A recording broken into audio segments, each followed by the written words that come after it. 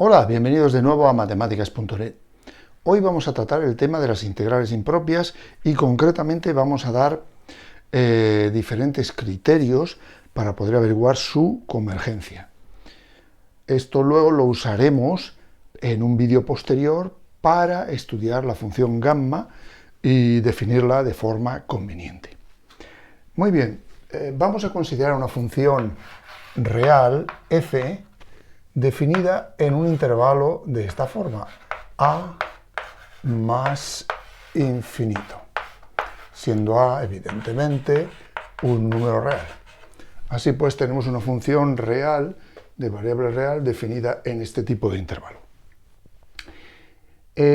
Como ya sabéis, la integración de Riemann se plantea con la restricción de que las funciones reales de variable real han de ser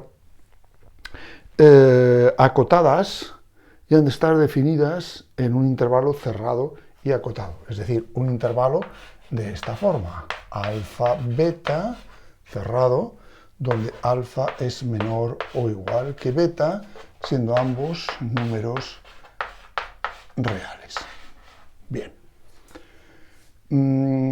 Una primera exigencia que le hago a esta función con el fin de definir la integración impropia de Riemann es la siguiente.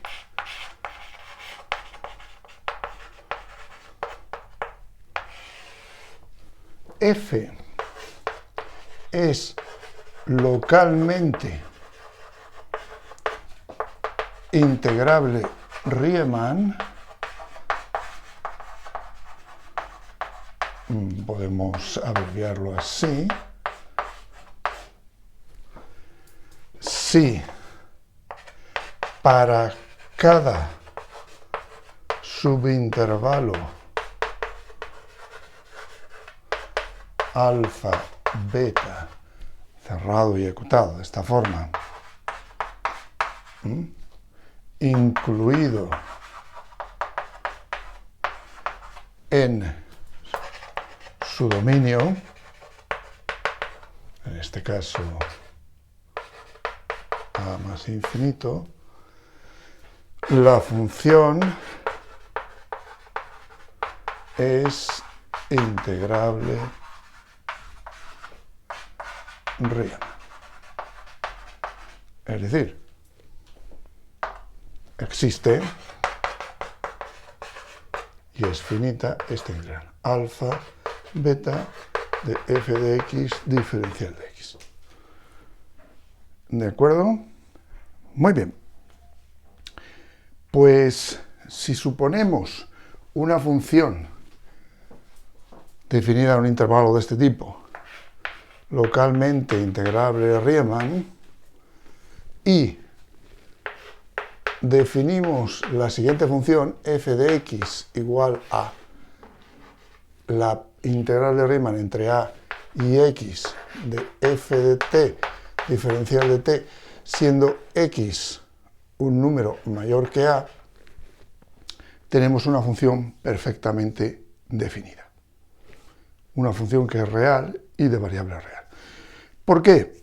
Bien, aquí lo que hacemos es variar el extremo superior de integración, pero por la condición de integrabilidad local de Riemann, pues todos estos intervalos, alfa, o en este caso a x, están incluidos obviamente aquí, y la función es integrable Riemann en todos y cada uno de ellos. Por lo tanto, esto existe. ¿Vale? Muy bien, pues en ese caso de la integrabilidad de Riemann en forma local, podemos definir la integración impropia de primera especie para una función de este tipo. Decimos que existe y es finita la integral impropia de primera especie integral entre a y más infinito de f de x diferencial de x, si y solo si la función f mayúscula de x, definida anteriormente, tiene límite cuando x tiende a más infinito y tal límite es un número real. ¿De acuerdo? Bien, esto es lo que vamos a entender cuando escribimos este símbolo. Partimos siempre de funciones reales, de variable real, definidas en intervalos de este tipo, localmente integrables Riemann, y cuando escribimos esto es que existe el límite cuando x tiende a más infinito de esta nueva función que hemos formado a partir de la original. ¿Vale? Cuando existe y es un número real. También decimos que esta integral converge. En caso contrario, diríamos que diverge. Es decir, o bien que no existe tal límite, o que tal límite es más o menos infinito. Vamos, que no es un número real. Bien, ya tenemos fijadas las ideas básicas. Vamos ahora a concentrarnos en criterios para este tipo de integral impropia.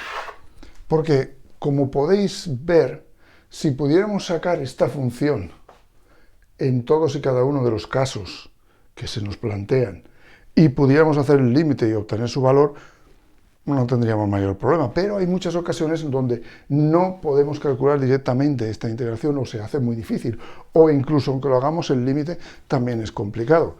Así que tenemos que buscar recursos que nos permitan afirmar o negar la convergencia de esta integral impropia de primera especie. Bien, me pongo a ello. Lo primero que voy a demostrar es un teorema que tiene que ver con este tipo de funciones cuando son no negativas. Es decir, sea f una función real de valor real definida aquí, localmente integrable Riemann, y no negativa. Entonces, la función f mayúscula de x, tenéis ahí, definida así, es monótona no decreciente. Vamos a demostrarlo. ¿Cómo? Bien, consideremos x1 y x2 con esta relación. Es decir, son dos puntos que pertenecen al dominio de la función y que verifican esta relación de orden. Definimos f mayúscula de x1, ya sabéis, se trataría de la integral entre a y x1 de f de t, diferencial de t, y luego definimos f de x2 y sería entre a y x2 de f de t diferencial de t. Obviamente esto existirá debido a la condición que he puesto, localmente integrable Riemann, ¿vale? Bien, también por eso y por las propiedades que verifica la integral de Riemann, podré escribir que f de x2 menos f de x1 es igual a esto menos esto, que a su vez podré escribir como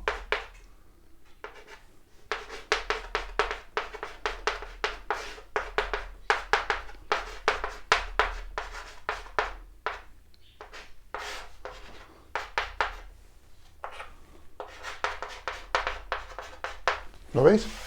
¿Qué es lo que he hecho? Es muy sencillo. Lo que he hecho es tener en cuenta que si tengo x1 y x2, así, en relación de orden, como números reales, hacer la integral entre a y x2 existe, entre x1 y x2 existe, pues equivale a hacer la integral entre a y x1 más la integral entre x1 y x2. ¿Lo veis? Esta equivale a estas. Por tanto, como veis, este valor y este se anulan, ningún problema, son números reales, no hay ningún tipo de indeterminación, y aquí queda simplemente esta expresión, la cual es mayor o igual que 0 debido a que la función f de x es mayor o igual que 0 en todo su dominio. Por lo que en cualquier subintervalo de ese dominio también será mayor o igual que 0. Y una de las propiedades de la integral de Riemann me permite asegurar esto. En resumen, si x2 es mayor que x1, entonces f de x2 es mayor o igual que f de x1. Mayúscula, por supuesto. ¿Lo veis? Es muy sencillo, ya que si esto es mayor o igual que 0, es porque el minuendo es mayor que el sustraendo. F de x2 mayúscula es igual a f mayúscula mayor o igual que f mayúscula de x1. Así, f mayúscula es monótona no decreciente. Porque no necesariamente es estrictamente creciente, ya que podría darse la igualdad. ¿Lo veis? Bueno, ya he probado este resultado. Pero es que este resultado es, a su vez, un resultado que me permite definir otro teorema que tiene una gran importancia, ¿vale? El otro teorema diría lo siguiente. Tengo de nuevo una función de este tipo y no negativa. Definida aquí, localmente integrable Riemann y no negativa. Entonces, la integral entre a y más infinito de la función converge si solo si f mayúscula, definida ya habéis visto cómo, entre a y x de f de t diferencial de t, está acotada superiormente. Eso es una consecuencia del análisis elemental. ¿Por qué? Bien, hemos visto que f mayúscula, en el teorema anterior, es monótona no creciente. No decreciente, perdón. Monótona no decreciente. ¿Lo veis? Si estuviera acotada, entonces, al hacer el límite cuando x tiende a más infinito de la función, tendríamos que es igual al supremo de los valores de la función en todo su dominio. Y esto, obviamente, sería un número real, debido precisamente a la acotación. ¿De acuerdo? Este supremo existiría en R ampliado, pero como ahora está acotada superiormente, es decir, existe un número real que es cota superior de él, podremos asegurar que este límite existe, vale esto, y es un determinado número real. Bien, pues esta serie de resultados ya nos llevan a un primer criterio. Un criterio que voy a llamar primer criterio de comparación para integrales impropias de primera especie. En este caso, lo que vamos a considerar son dos funciones, f y g, definidas aquí, y ambas localmente integrables en Riemann, ¿vale? Y no negativas. Ahora vamos a suponer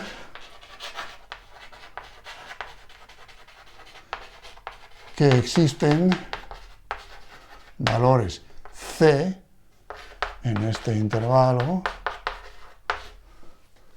y m mayor que 0, tales que f de x es menor o igual que m por g de x si x es mayor o igual que c.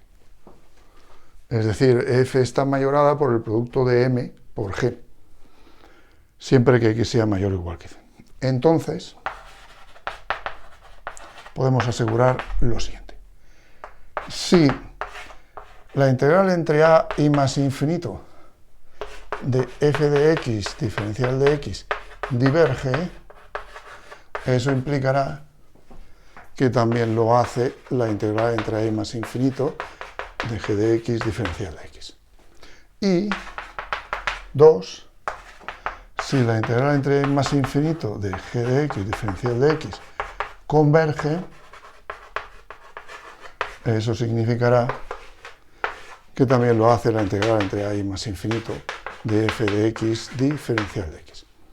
Como veis, aquí solamente averiguo la convergencia y divergencia. Por supuesto, el valor no.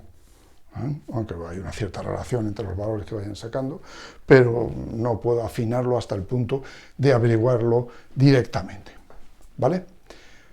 Bien, vamos a probar este primer criterio de comparación. Vale, voy a proceder con la prueba. Voy a plantear f mayúscula de x cuando x es mayor o igual que c. Entonces puedo escribir que la integral entre a y x de f de t diferencial de t se puede escribir como la integral entre a y c de f de t diferencial de t más la integral entre c y x de f de t diferencial de t. Y eso teniendo en cuenta el hecho de que f de x es menor o igual que m por g de x si x es mayor o igual que c, como digo, me permite escribir que esto es menor o igual que la integral entre a y c de f de t más m por la integral entre c y x de g de t diferencial de t. ¿Vale? Muy sencillo, porque en realidad coloco el m dentro, pero como es una constante la saco fuera. Recordad que existirá esta integral si solo si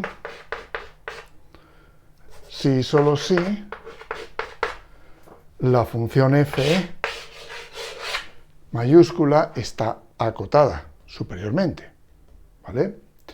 Bueno, entonces, esto es una constante, es un valor real determinado. Entonces, daos cuenta, si existiera esta integral,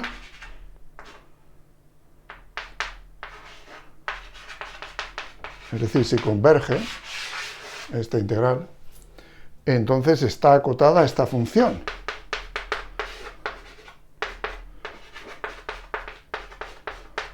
¿Vale? Por lo tanto, para un valor cualquiera de c, a partir del cual se verifica esto, podría escribir esto, para x es mayor o igual que c, ¿vale? Podría escribir esto y obviamente esta parte estaría acotada. Si esta parte está acotada, como esto es un número positivo, es una cantidad que yo le añado y un número finito, obviamente esta parte también va a estar acotada. Entonces esto es una acotación. ¿Por qué? Bueno, supongamos que esto siempre es menor o igual que L, todo. Entonces automáticamente esto sería menor o igual que esta cantidad que acabo de poner aquí, más m por L, ya que este L es mayor que esta suma, por lo tanto será mayor que este sumando que tengo aquí. ¿Vale? No olvidéis que todos estos integrandos son números positivos, o cero. Bien, entonces ya lo tenemos. Resulta que f de x está acotada para x mayor o igual que c. Evidentemente, para x menor o igual que c también va a estar acotada, porque al fin y al cabo van a ser todos valores finitos.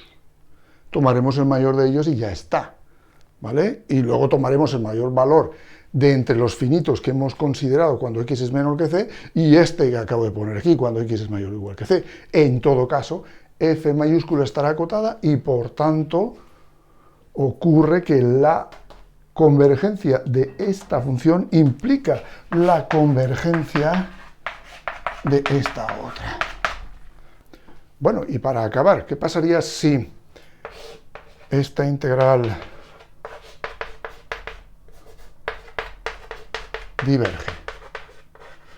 Si eso es así, entonces esta función no está acotada superiormente. Pero claro, en esta desigualdad que se sigue manteniendo, como esta parte sí que es finita, ¿vale? Ocurrirá entonces que esta parte de aquí no está acotada superiormente, con lo cual, con más razón, la parte entre a y x, que será g mayúscula de x, no está acotada superiormente. ¿Por qué? Bueno, daos cuenta que esta se puede poner como entre a y c más entre c y x. Por lo tanto, todavía es más grande, teniendo en cuenta, obviamente, que g es no negativo. Por lo tanto, aquí lo que añado es un valor positivo. Bien, por lo tanto, no está acotada superiormente y, por lo tanto, esta integral diverge. ¿Vale? Bien, con esto termino el teorema. En vídeos posteriores daré nuevos criterios y veremos también la integración de segunda especie.